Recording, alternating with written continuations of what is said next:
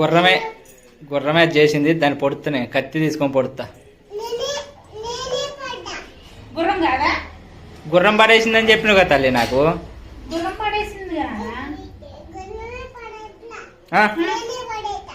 గుర్రం పడేస్తే మాత్రం పేగులు చేస్తా. కత్తి పెట్టి పొడిచాను గుర్రాన్ని. ఎందుకు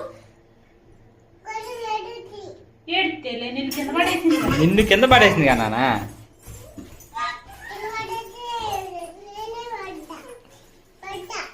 పడ్డవా?